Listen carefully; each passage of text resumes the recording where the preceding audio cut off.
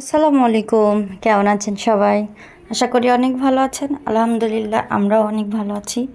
তো আজকে আরেকটা ভিডিও নিয়ে চলে আসলাম আপনাদের সামনে। আজকে আমি মাছ দিয়ে, মাছের ডিম দিয়ে, পটল আলু দিয়ে রান্না করব। তো প্রথমে ভালো করে মাছটা ধুয়ে নিয়েছিলাম, দিয়ে হলুদ লবণ মাখিয়ে ভেজে নিলাম। তারপরে এই তো ডিমটাকেও ভেজে নিব সুন্দর করে। দেখতে পাচ্ছেন কত সুন্দর লাগছে।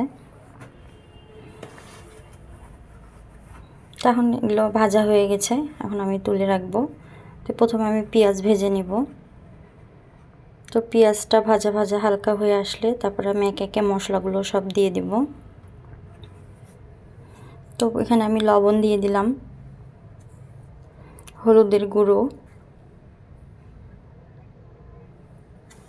মরিচের গুঁড়ো, আদা রসুন বাটা সব একসঙ্গে দিয়ে ভালো করে কষিয়ে নিব।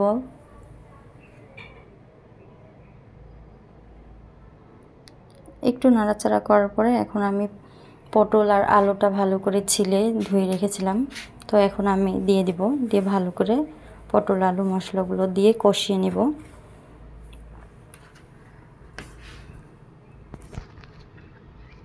তো এই তো সুন্দর করে নাড়াচাড়া করে নিব আর একটু, ততক্ষণ কষে আসবে। তো দেখতেই পাচ্ছেন কষানো হয়ে গেছে। এখন এখানে আমি পানি দিয়ে দিব বলক তোলার মতো। তো এখানে আমি কিছু পানি দিয়ে দিলাম, দিয়ে ভালো করে একটু নাড়বো।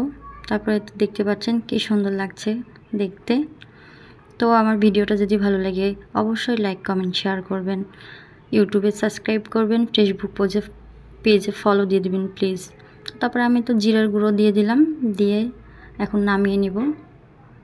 তো জিরের গুঁড়ো না দিলে ভালো লাগে না, আমি সব তরকারিতেই জিরের গুঁড়ো খাই। আল্লাহ হাফেজ।